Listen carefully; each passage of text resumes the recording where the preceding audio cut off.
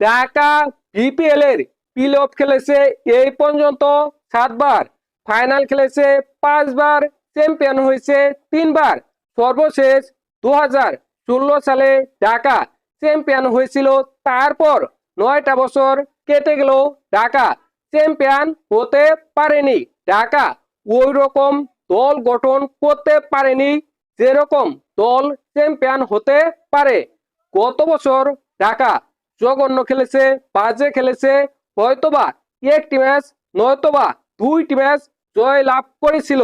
এবারের বিপিএল এ ঢাকা অন্যরকম, ঢাকা ব্যতিক্রম। হয়তোবা এবারে বিপিএল এ ঢাকা চ্যাম্পিয়ন হতে পারে। ঢাকা চ্যাম্পিয়ন হওয়ার মতো একটি দল গঠন করেছে।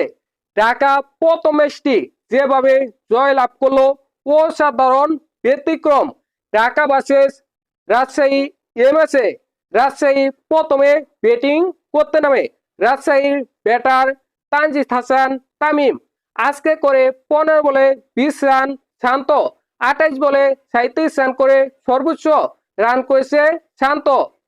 মুশফিকুর রহিম করেছে 23 বলে 24 রান এবং মোহাম্মদ নেওয়াজ করে 26 বলে 26 রান।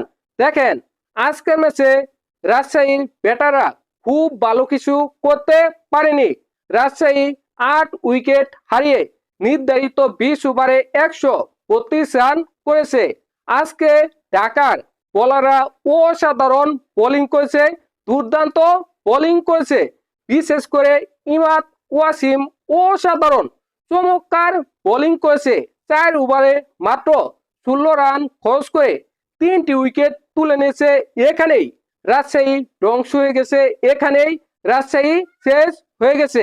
তাছাড়া নাসির হুসেইন আজকে অসাধারণ বোলিং করেছে, রান কিছুটা বেশি দিয়েছে। 4 ওভারে 32 রান দিয়ে 2 উইকেট তুলে নিয়েছে। তাছাড়া ঢাকার বাকি 3 বোলার একটি করে উইকেট পেয়েছে। দেখেন, ঢাকার বোলাররা আজকে অসাধারণ বোলিং করেছে, চমৎকার বোলিং করেছে।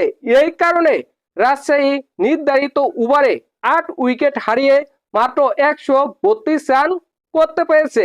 ঢাকার জয় লাভ করতে হলে 133 রান করতে হবে। এ রান ঢাকা করতে পারবে, এ রান ঢাকা চেজ করে জয় লাভ করতে পারবে, সেই সম্ভাবনা ছিল। ঢাকা পেরেছে, ভালোভাবেই পেরেছে। ঢাকা ব্যাটিং করতে নামে।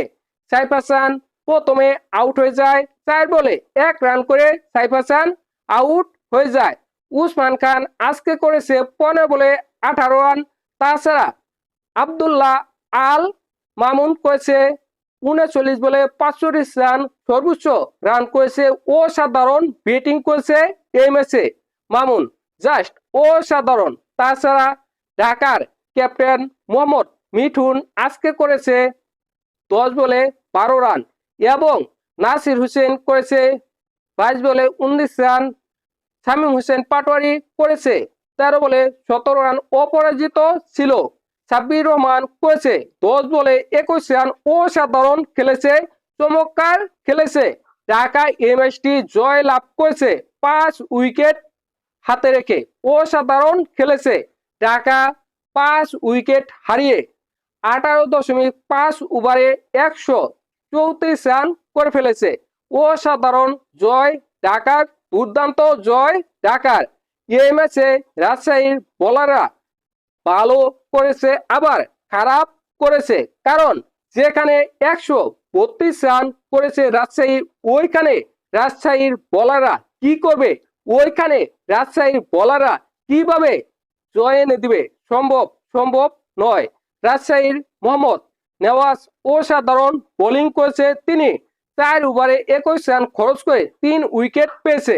অসাধারণ বোলিং করেছিল, কিন্তু রাজশাহীর ব্যাটাররা যেহেতু 132 রান করেছে, ওই রান ডিফেন্ড করে জয় লাভ করা সম্ভব নয়, তাই এই ম্যাচটা ঢাকা জয় লাভ করেছে। এই ম্যাচে ঢাকার বোলাররা অসাধারণ বোলিং করেছে, চমৎকার বোলিং করেছে এবং ঢাকার ব্যাটিংরাও ভালো ব্যাটিং করেছে। যেখানে সাইফ হাসান 1 রান করে আউট হয়ে গেছে, তারপরেও ঢাকা এই ম্যাচটি জয় লাভ করেছে। অসাধারণ খেলেছে ঢাকা, চমৎকার খেলেছে ঢাকা। আমার মনে হয় এবারে বিপিএলে ঢাকা ভালো কিছু করবে। এবারে বিপিএলে ঢাকা চমক দেখাবে এবং ঢাকা চ্যাম্পিয়নও হতে পারে। আপনাদের কি মনে হয়, আমাদের ঢাকা কি এবার চ্যাম্পিয়ন হতে পারবে নাকি পারবে না? অবশ্যই আপনাদের মতামত কমেন্ট করে জানাবেন।